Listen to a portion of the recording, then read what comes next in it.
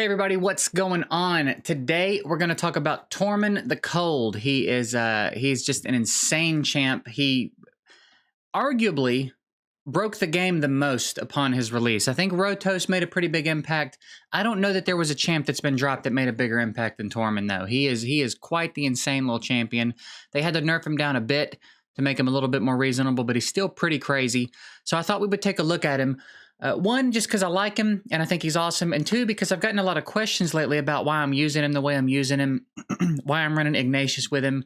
And I wanted to touch on some things in his kit that are really important that it seems like a lot of people may be overlooking. So first we'll start by taking a look at his stats. They're solid base stats, right? He's a defense-based champ. He scales off defense. He's got great base defense.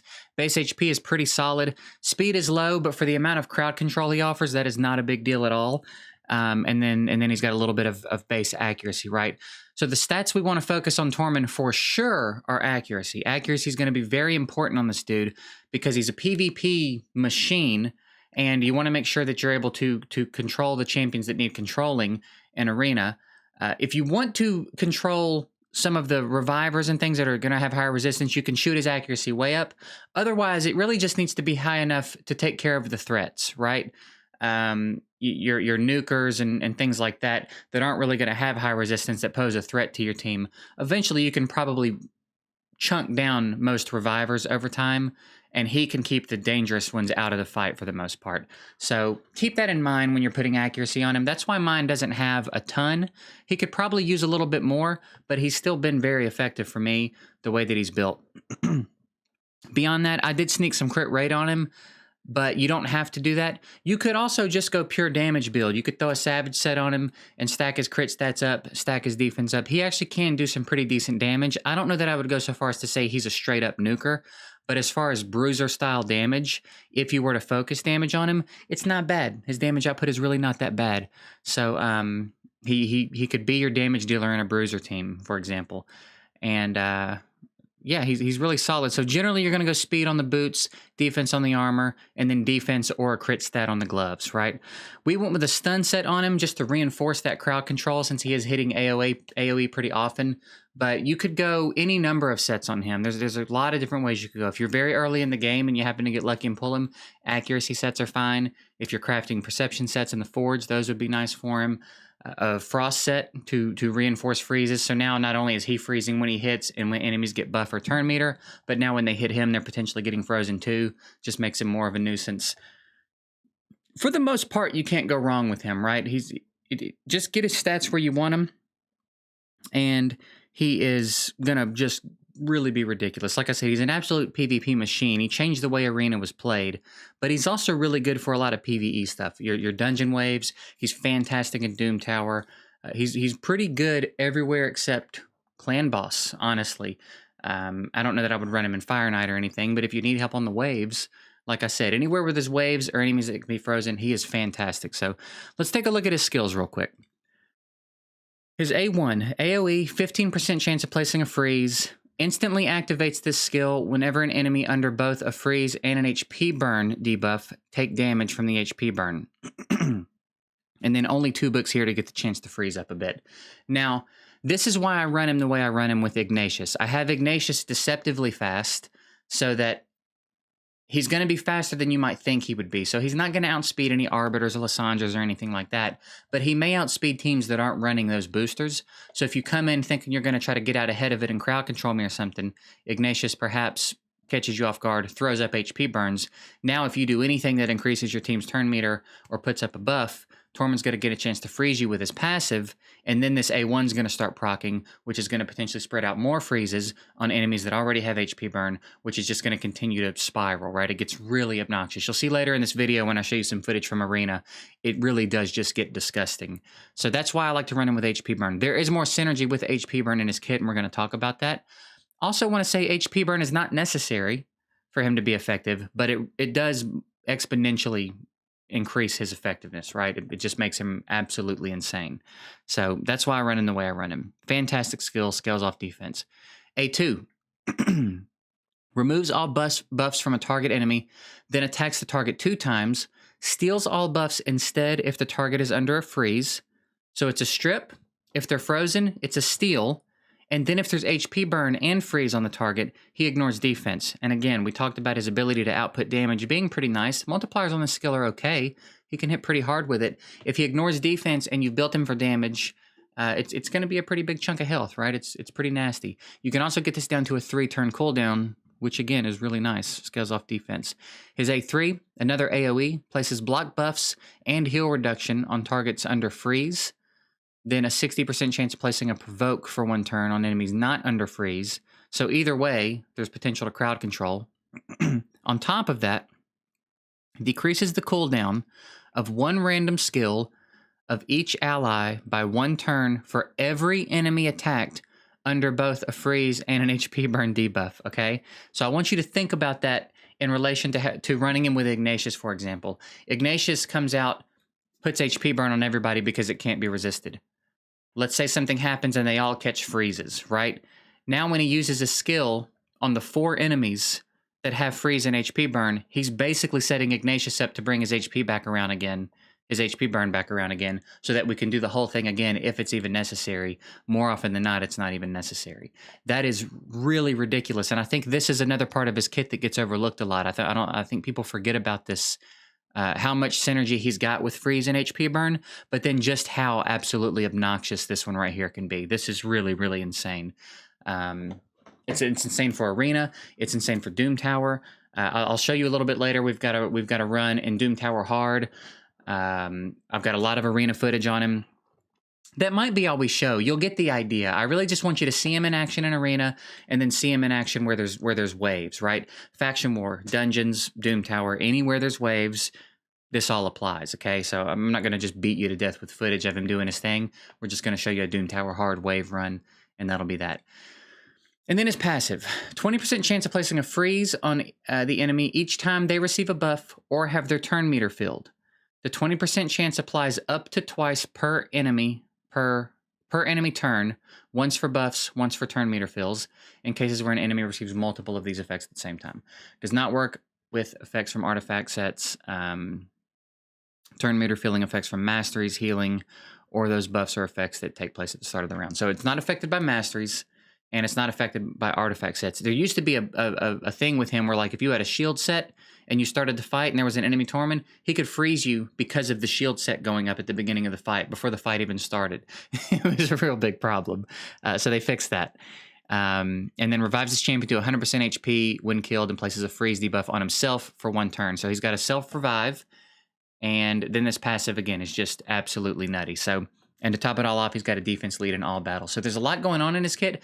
Another thing to take note of here, 1, 2, 3, 4, 5, 6, 7. Insane. Insane. Book every skill he's got. Every skill he's got is worth the books. 7 books is nutty, right? We're bordering on Necrit value there, with Necrit only needing 6 books.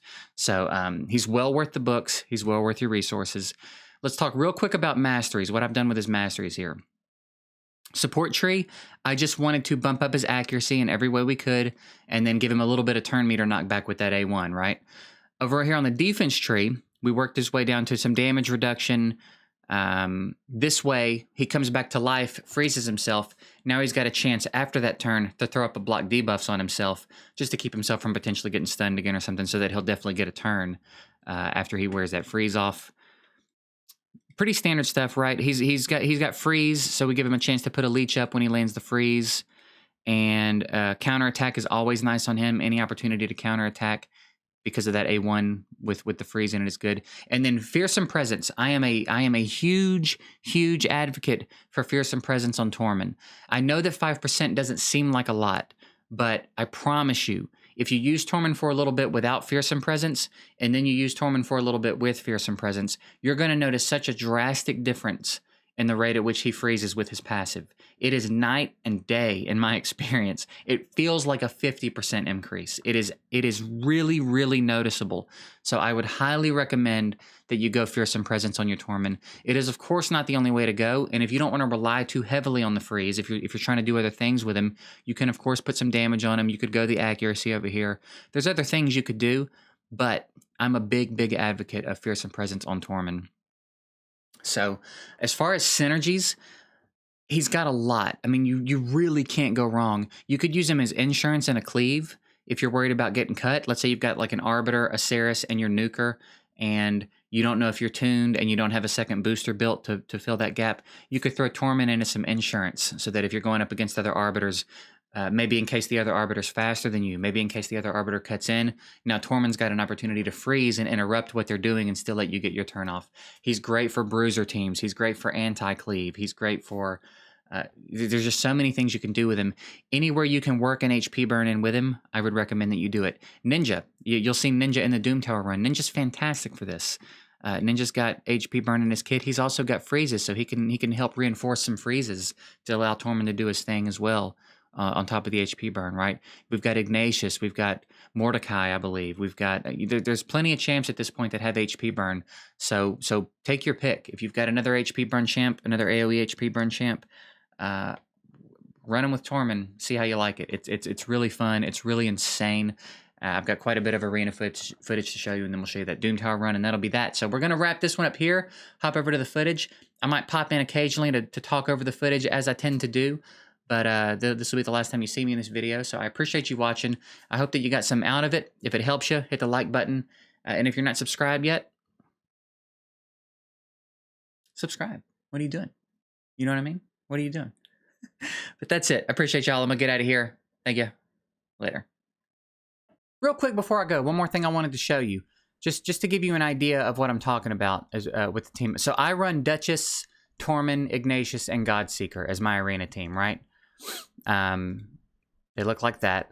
I just want to give you an example because I know that the idea is like there's a lot of RNG involved, and sometimes RNG is not going to go in your favor, right? Sometimes you're going to miss the freezes, sometimes you're going to take a pop, and that's going to be that. But to give you an idea of what we're looking like, I do not touch it. I'm full auto, and this is the only team. Sometimes I'll run my cleave. I haven't run my cleave yet this week since reset. We're 28-0 right now. So we more than likely won't go undefeated for the whole week. We might take a couple, but we maintain a very high win rate in here. So again, he's very reliable. You just have to pick your battles accordingly, right? You don't want to jump in there and fight, you know, double Duchess and stuff like that with a team like I run. But if you pick your battles accordingly, all these cleaves in here, nothing, no problem. We barely take any damage at all. So I'll probably come in and run these as well. But anyway, that's it. I just wanted you to see that he's nasty, dude. He's nasty. Full auto. You don't have to do anything with him. Especially pair him with an HP burn. It gets gross. But anyway, that's it. I just wanted to pop in and show you that real quick.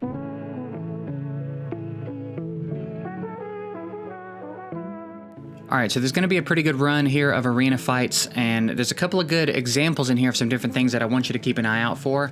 One, I want you to just see how busy Tormin is through all these fights. Watch how often he's doing something because of his passive and because of the HP burn proccing and stuff. I want you to just watch how busy he is. I want you to pay attention when you see teams like Arbiter Deacon or Arbiter Lysandra. Those teams are just begging to get Tormined. And then I also want you to keep an eye on the fact that he's going to go down a couple of times. He's going to get killed in a few of these fights, but he's got to self-revive, right? We do run him with Godseeker and Duchess, but he's also got his own revive, so he would come back anyway, and his passive would still be in play, and then he'd come out of the freeze and still get back around to contributing. So just keep an eye on that. Keep an eye on how busy he is. Keep an eye on what he's doing, and especially double booster teams are just begging to get Tormined. And that's it. Other than that, just enjoy.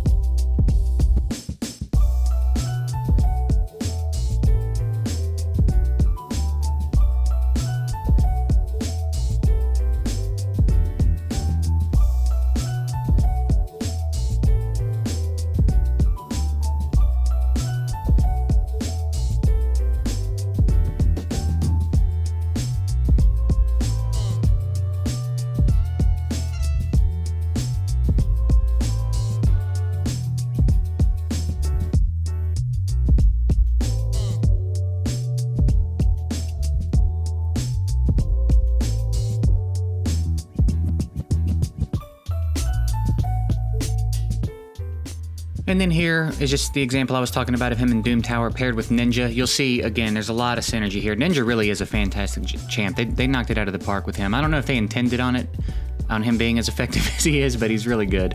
And Tormin has great synergy with him for Doom Tower. So it allows you to bring in a damage dealer. Tormin allows you some cushion in some ways that maybe you would not have other cushion because he's got so much crowd control. He can keep your squishies safe. And Ninja just complements him. Ninja does really good damage and also complements Tormin in a way that allows him to get off more crowd control. So they're a great synergy, and I know that a lot of you should have Ninja. So if you were lucky enough to pull a Tormin and you were around in time to grab a Ninja when that event was going on, you've got your first synergy right there. Fantastic synergy, and can use them basically anywhere where there's waves. They do really well together. They could also be really effective together in arena. So something to keep in mind. But that's it. I just wanted you to see them in action, and that's it. I appreciate you guys watching.